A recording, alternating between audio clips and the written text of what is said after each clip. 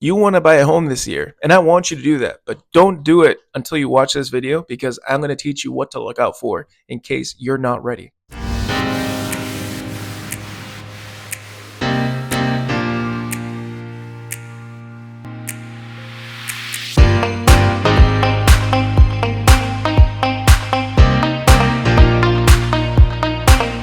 This is Javi, your realtor here in Massachusetts. Now, I'm here telling you guys about the common pitfalls that people usually encounter when buying a home.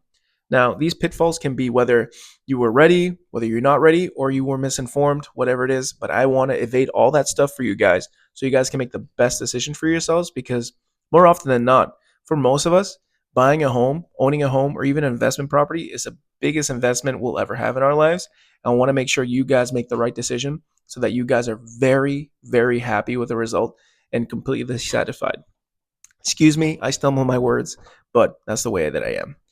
Now, the first one, number one thing that common people, all the home buyers, not all the home buyers, but a lot of the home buyers miss is getting a proper pre approval. Now, I've talked about this before in my prior videos, but guys, Rocket Mortgage just isn't going to cut it, at least not in our market here in Massachusetts. Every agent, as soon as they see Rocket Mortgage, okay, who else you got? That's the question I get all the time. Okay, your buyer's got Rocket Mortgage. Okay, who else you got? You could use Rocket Mortgage, just get a pre approval with a legitimate lender first. And if Rocket Mortgage beats their rates and they can do the deal, great. But regardless, um, getting a pre-approval, that is the most important thing that you can do moving forward because you're going to know your budget, you're going to know what you can buy, and you're going to be looking in the right areas. Because imagine you got a pre-approval that's $600,000 to give you an example, but you're looking at the houses at 400,000 because you don't think you're going to get more than that. Well, you opened up a whole new bucket for yourselves. And also, on the other hand, you don't want to be looking over your budget because then you're gonna be disappointed. I'd be disappointed if I'm looking at all these beautiful homes and then my realtor comes in and says, "Hey, your pre-approval actually came in way lower." I'd be disappointed. So set yourself up for the right expectations. Look at your right budget, but you want to get a pre-approval with a certified lender. I have a list of lenders I can refer to you guys. So if you guys want any lenders, just write down in the comments or send me a direct message. Second thing, you don't know the right ownership costs.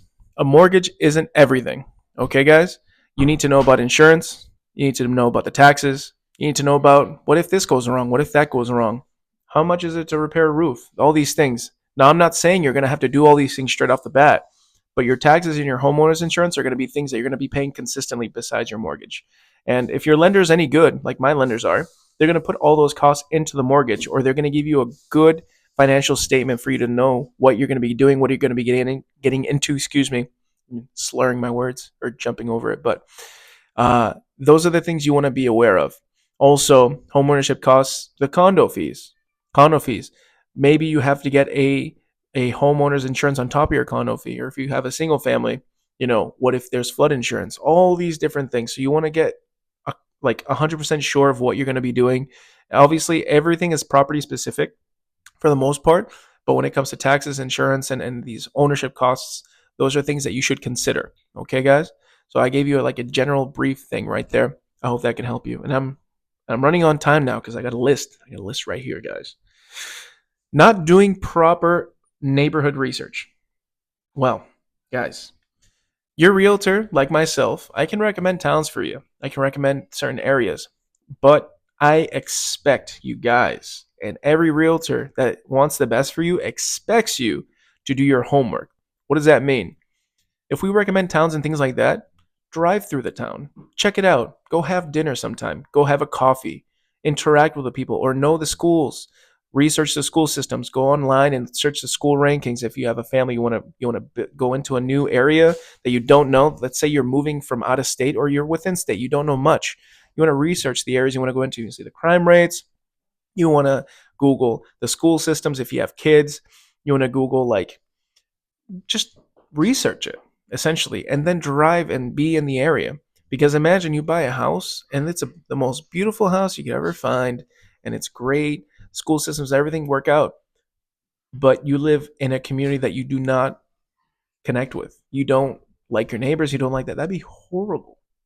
I wouldn't want that for you guys. And I think that it's very important for you guys to do your own research on the neighborhoods, but your realtor is going to be helping you direct you certain websites, certain areas, certain videos. Even like myself, I send my clients videos sometimes, and we have Zoom calls all the time.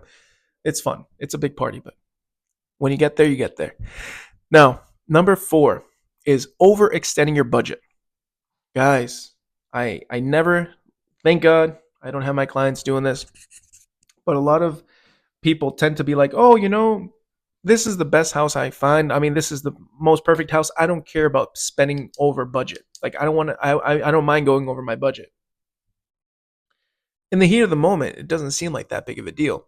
Once you actually get down and understand that this is going to be your monthly mortgage every month for the next 30 years, plus your other expenses that we talked about before about home ownership costs, sometimes people overextend themselves. And I'm not saying that, I guess, no, I am saying don't do it. Don't overextend yourself. Don't overextend your budget because you're going to be in a world of pain and misery. You're going to be working crazy hours. You're going to be being like, all I do is pay money to my mortgage and own this house. Like, there's more to life than that. You want to stay within your budget so you can actually have other activities. And in the neighborhood, remember the neighborhood topic, you can do things in your neighborhood and do things in your town, like neighborhoodly activities.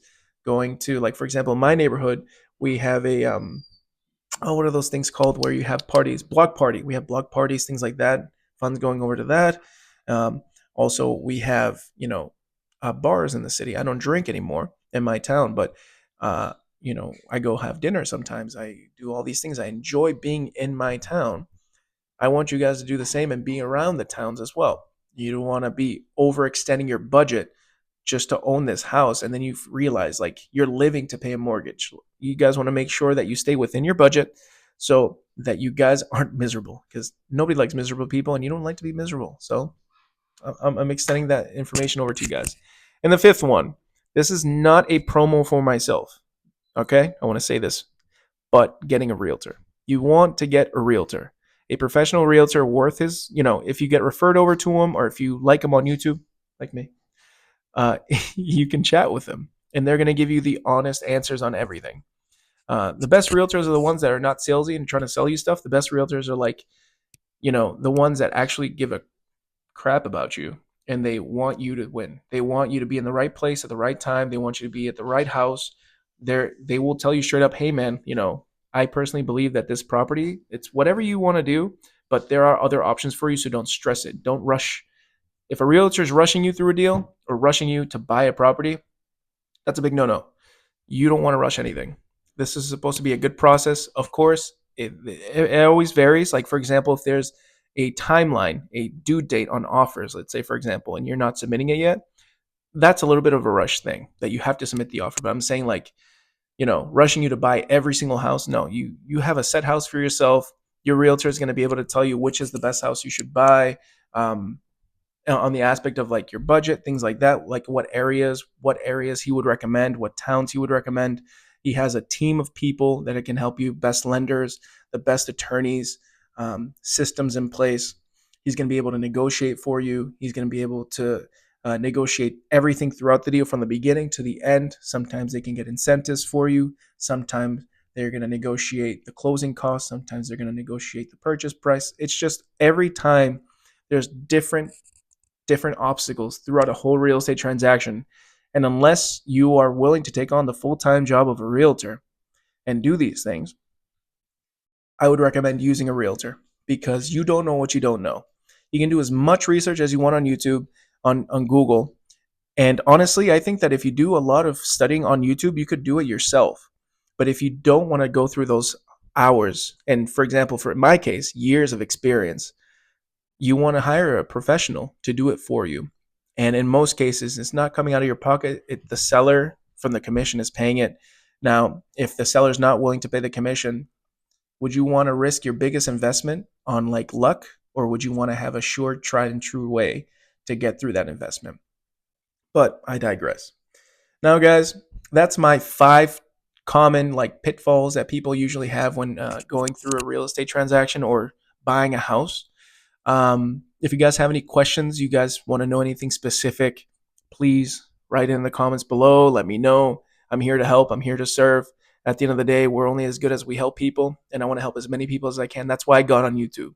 I don't care about, all these other things. Like, people are like, I want to be top realtor, top this. Like, in the past, I was like, oh, I want to make $1 million a year. I want to do this. I want to do that. But I forgot about the roots of it. I wanted to help people, and I want to help you. So if you guys want to be helped, let me know. Give me a call, shoot me a text, whatever it is, even if it's just advice. Maybe, I just told a woman today, I will leave her name unknown because, I want to disclose her name, but she's trying to sell her house. And I said, hey, let's make up a name for her. Wancy. Oh, that's so bad. Anyways, forget about that. But let's say that this lady wanted to sell her house. She was trying to. I told her straight up, it's not a good idea for you. You don't have enough income. You're on Social Security, and you have a great place for yourself, that you have a very low mortgage. I know that you would like to sell, but there's nowhere in this area that you're trying to move into that would keep you within your budget and not overextend you. Remember the overextension.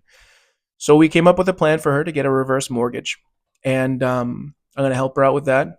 And again, I don't make a commission, but I'm helping people. So at the end of the day, help people. People will help you. Everything comes in full circle.